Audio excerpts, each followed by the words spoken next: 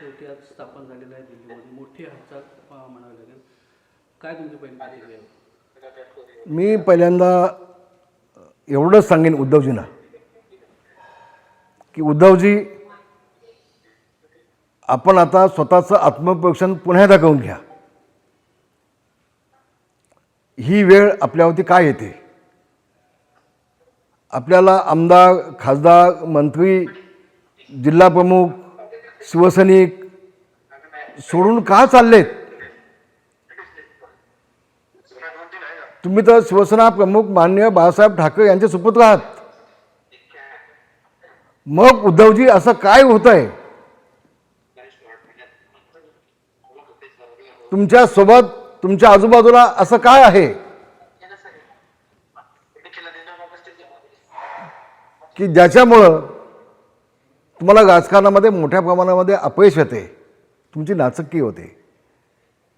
मी तर म्हणेन तुमचं नाक कापायचंच काम होत आहे. हा संबंध महाराष्ट्राला पुन्हा एकदा हादगा बसलेला आहे. उद्धवजी, ह्याचं तुम्ही आत्मपरीक्षण करणार आहात की नाही? की प्रत्येकाला तुम्ही हेच सांगणार आहात, गेट आउट, चालते व्हा, मला काय फरक पडत नाही, निघून जा? उद्धवजी, तुम्हाला काय फरक पडत नाही हो, पण महाराष्ट्रातल्या मराठी माणसाला फरक पडतोय. शिवसेना प्रमुखांनी जे सगळं उभं केलं होतं ते संबंध कोसळताना ज्यावेळेला महाराष्ट्र बघतोय, संबंध देश बघतोय, नवे नवे देशातले हे संबंध 33 आणि 34 आणि 35 देश बघतायत. मग अजून देखील तुमच्यामध्ये परिवर्तन का होत नाही? तुम्ही स्वतःमध्ये बदलाव करून का घेत नाही? किंवा ज्या तुमच्या चुका होत आहेत, किंवा जे तुम्हाला चुका का लावतायत, किंवा तुमच्या आजूबाजूला जे कोण आहेत, ऐकावे जनाचे, करावे मनाचे. उद्धवजी, तुम्हाला पुन्हा एकदा मी आठवण करून देतोय, ज्यावेळेला हे 40 आमदार हे गुवाहाटीला गेले होते तेव्हा माझा मुलगा मोठा सिद्धेश याच्या फोनवरती फोन लावून तुम्ही माझ्याकडे बोललात आणि मला तुम्ही असं विचारलं होतं की रामदास भाई 5 मिनटं याल काय मातोश्री होती आता? मी तुम्हाला सांगितलं होतं साहेब त्याचा वेळ निघून गेली. मग मी काय केलं पाहिजे? माझ्याकडे कोण बोलत नाही. मी तुम्हाला पुन्हा सांगितलं होतं, साहेब माझं ऐकाल का तुम्ही? छत्रपती शिवाजी महाराजांची रणनीती जी आहे, कधी कधी 2 पावलं मागे येऊन पुन्हा 4 पावलं पुढे जाणं. मी तुम्हाला एवढंच विनंती केली होती, उद्धवजी, उद्या दुपारी 1 वाजेपर्यंत काँग्रेस सोडली असं जाहीर करून टाका. गुवाहाटीतून सगळे आमदार, 40 आमदार तुमच्या पायाजवळ मातोश्रीमध्ये येतील 3 तासात खाजगी विमानानं. मी तुम्हाला शपथ घेऊन सांगितलं होतं उद्धवजी. तुम्ही मला हा म्हटलात, पण सकाळी एक मोठी व्यक्ती तुमच्याकडे आली, मातोश्रीवती, आणि तुमचा निर्णय बदलला उद्धवजी. आणि मग तुम्ही 50 खोके एकदम ओके, 50 खोके एकदम ओके चालू केलं तुम्ही. आता देखील माझे मित्र संजयजी राऊत यांचं तेच चाललंय. 15 कोटी घेतले, 50 कोटी घेणार आहेत. कोण मोजायला गेलं होतं पैसे? संजय राऊत पैसे मोजायला गेले होते. कुठं दिले, कसे दिले, काय दिले? अजून तुमचं तेच आहे का? हे तुम्हाला खासदार का सोडून चाललेत?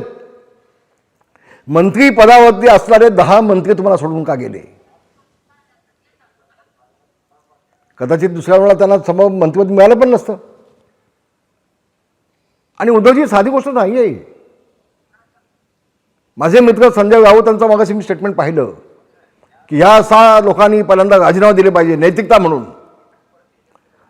संजयजी, तुम्हाला एक प्रश्न विचारू का मी? या 40 आमदारांच्या मताने तुम्ही खासदार झाला होतात राज्यसभेवरती, या 40 आमदारांच्या मतावरती. मग हे ज्यावेळेला 40 आमदार सोडून गेले, तुम्ही त्यांना गद्दार म्हटलात. मग त्या गद्दारांची मतं तुम्हाला कशी चालली? मग नैतिकता म्हणून तुम्ही का राजीनामा दिला नाहीत राज्यसभेचा, खासदाराचा? जे दुसऱ्या सांगे ब्रह्मन ध्यान आणि स्वतः गोडं भाषण, हे तर थांबलं पाहिजे. संजय राऊत, हे आता थांबलं पाहिजे.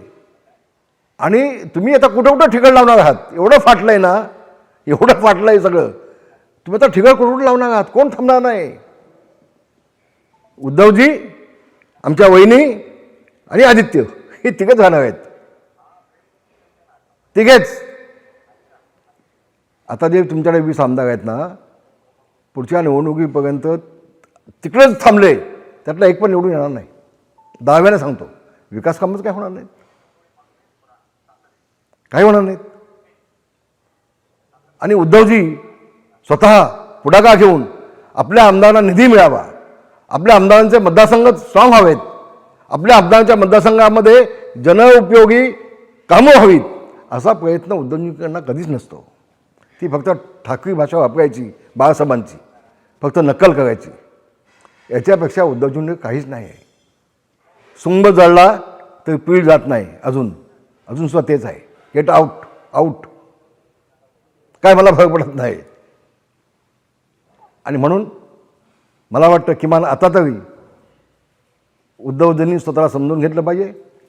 त्यांच्या आजूबाजूला जे कोण ॲडव्होकेट आहेत, वकील आहेत, सकील आहेत, कोण जे आहेत, त्यांचं ऐका. पण ऐकावे जनाचे आणि करावे मनाचे. या पद्धतीनं तुम्ही वागलात तर भविष्यामध्ये जे काय थोडं बहुत तुमच्या शिल्लक आहे ते शिल्लक राहील तुमच्याकडे. मला एकनाथ शिंदेंचं मनापासून अभिनंदन केलं पाहिजे. अभिनंदन मला केलं पाहिजे, मानलं पाहिजे एकनाथ शिंदेनं. कुठेही कमी पडले नाहीत.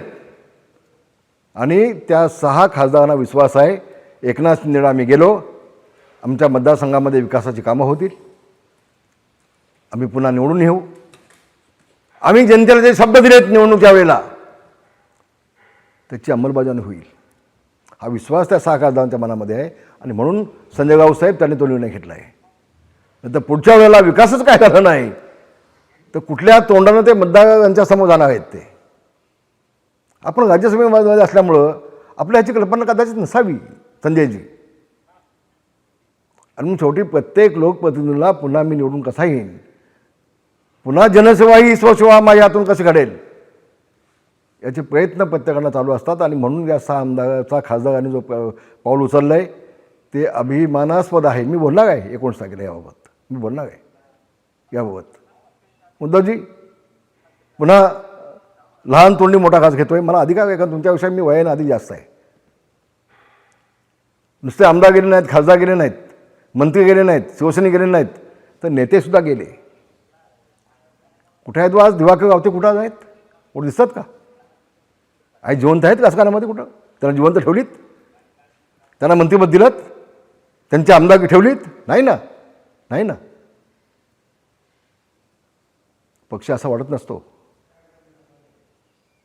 नेत्यांना संपून टाकायचं, कुणाला मोठं होऊ द्यायचं नाही, मावळ्याला सरदार होऊ द्यायचं नाही. आणि सरदारच झाला नाही तो कार्यकर्ता वाढलाच नाही. तुम्हाला काय एवढी भीती वाटते? तर पक्ष कुठला वाढणार आहे? तुम्हाला एवढी मोठी काय भीती वाटते? मग दिवाकर गावते असू देत, रामदास कदम असू देत, गजानन कीर्तिकर असू देत, आमचे लीलाधर ढाकेसाहेब असू देत, आमचे खासदार अमरावतीचे खासदार आमचे अडसूळ असू देत, हे सगळे तुम्हाला का सोडून गेले? कुठे आहेत सगळे आता? उद्धवजी तुम्ही आपण याचं आत्मपरीक्षण केलं पाहिजे, आत्मपरीक्षण केलं पाहिजे. कुणाला मोठं होऊ द्यायचं नाही. ज्याला भाषणामध्ये टाळ्या मिळतात त्याला लगेच बाजूला कोण टाकायचं. मग तो गुलाब पाटील असू देत किंवा रामदास कदम असू देत. बाई सकाळी भास्करराव जाधव उद्धव ठाकरेंना धीर देताना असं म्हणाले की डरो मत, ये दिन भी कट जाएंगे. हाँ कट जाएंगे ना, दिन तो कटे है, उनकी फटी आहे. जिल्हा परिषद निवडणुकीला तुम्ही बघितलं काय झालं ते भास्कर गावांचं. कट गए ना सब.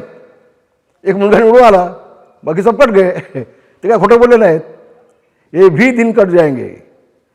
भास्करजी तुम्ही ते घाल का आधी विद्यार्थ्यांसोबत ते सांगा शपथ घेऊन.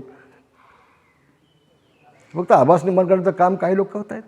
ठीक आहे, त्यांना शुभेच्छा. भास्करजींना पण शुभेच्छा. धन्यवाद. संजय राऊत म्हणलेत की आपण सगळ्यांनी सामूहिक राजीनामे दिले पाहिजेत. लवकर द्या, उशीर करू नका. कोणी दिले पाहिजेत? खासदारांनी. मग संजय राऊतांनी राजीनामा का दिला नाही? मीच तर मग अशी म्हटलं ना ते. मग ज्या 40 आमदारांच्या मतानं तुम्ही निवडून आला, ते 40 आमदार ज्या वेळेला शिंदेसाहेबांकडे आले, मग त्यांना तुम्ही गद्दार म्हटलात, मग त्या गद्दारांची मतं तुम्हाला कशी चालली? हाच तर माझा प्रश्न आहे ना. मग नैतिकता म्हणून तुम्ही राजीनामा का दिला नाहीत? हे तुम्हाला लागू होत नाही, बाकीच्यांना लागू होतं का? असं नाही होत, असं नाही होत. आणि म्हणून अतिशय मोठा निर्णय आहे. 6 खासदार गेलेले आहेत. मला वाटतं या देशाचे पंतप्रधान मोदीजी देखील एकनाथ शिंदेची पाठ थोपटतील याबाबत माझ्या मनात कुठेही शंका नाही. आणि संबंध देशाला दाखवून दिले एकनाथ शिंदेनी की मी किती कॅपेबल आहे. आम्हाला अभिमान आहे उद्धवजी, आम्हाला एकनाथ शिंदेचा अभिमान आहे. आणि अशा माणसाला तुम्ही लांब केलं, रामदासांना तुम्ही लांब केलं. ही सगळी माणसं तुमच्या प्रेमाखातर तुमच्यासाठी जीव द्यायला निघाली माणसं, पण यांचाच राजकीय जीव घ्यायला तुम्ही निघाला. त्याला काय करायचं मला सांगा.